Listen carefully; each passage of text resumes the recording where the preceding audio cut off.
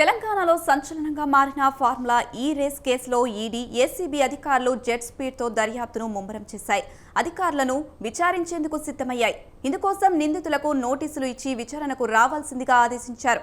అయితే A3గా ఉన్న HMDA మాజీ చీఫ్ ఇంజనీర్ విచారణకు డుమ్మా కొట్టారు.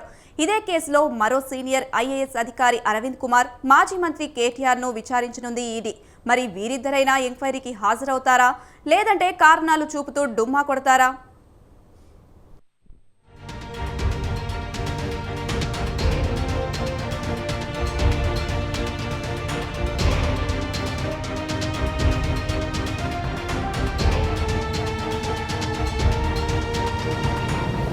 తెలంగాణలో రాజకీయ ప్రకంపనలు రేపుతున్న ఫార్ములా ఈ రేసు కేసులో విచారణను వేగవంతం చేసింది ఈడీ. నిందితులుగా ఉన్న మాజీ మంత్రి KTR, సీనియర్ IAS అధికారి అరవింద్ కుమార్, HMDA మాజీ చీఫ్ ఇంజనీర్ BLN రెడ్డిని విచారించేందుకు సమన్లు జారీ చేసింది. గురువారం BLN రెడ్డిని, ఆ మరుసటి రోజు అంటే శుక్రవారం అరవింద్ రెడ్డిని, ఈ నెల 7న KTRను ప్రశ్నించేందుకు తమ కార్యాలయానికి రావాలని ఆదేశించింది. అయితే ఎంక్వైరీకి డుమ్మా ట్విస్ట్ ఇచ్చారు BNL రెడ్డి. విచారణకు రావడానికి తమకు మరింత సమయం కావాలని కోరారు. ఈ మేరకు ఫార్ములా ఈ రేస్ కేసును దర్యాప్తు జరుపుతున్న జాయింట్ డైరెక్టర్ కు మెయిల్ చేశారు BLN రెడ్డి. ఇక దీనిపై సానుకూలంగా స్పందించిన ఈడీ అధికారులకు అందుకు అనుమతినిచ్చారు. తిరిగి ఎప్పుడు విచారణకు రావాలో తెలుపుతామని తెలుపుతూ రిప్లై ఇచ్చారు.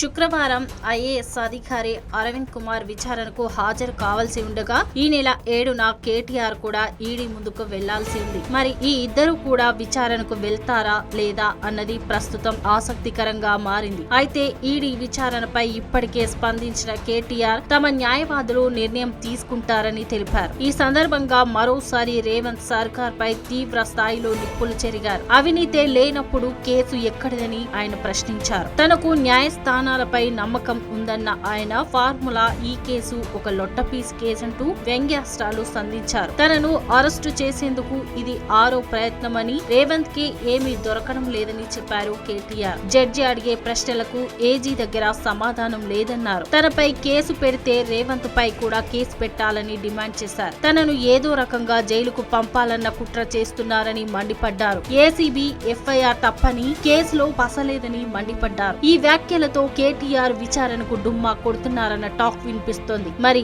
ఇందుకోసం ప్రస్తుతం బిజీగా ఉన్నారని చెప్పి న్యాయస్థానం తీర్పు వచ్చే వరకు వెయిట్ చేస్తారా అనేది ఇప్పుడు ఆసక్తికరంగా మారింది.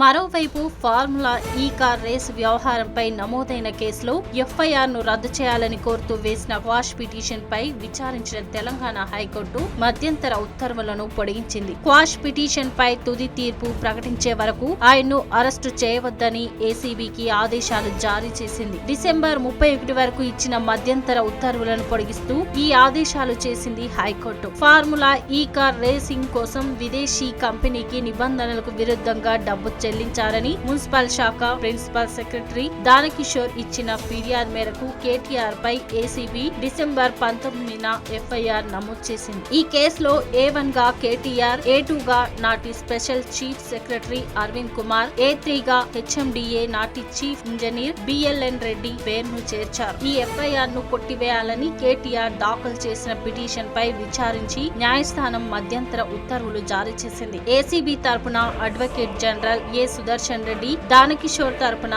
CV మోహన్ రెడ్డి, KTR తరపున సుప్రీంకోర్టు సీనియర్ న్యాయవాది సిద్ధార్థ దవే వాదనలు వినిపించారు. వాదనలు ముగియడంతో న్యాయమూర్తి తీర్పు రిజర్వ్ చేశారు. తుది తీర్పు వెల్లడించే వరకు KTR ను అరెస్టు చేయరాదని ఆదేశించారు.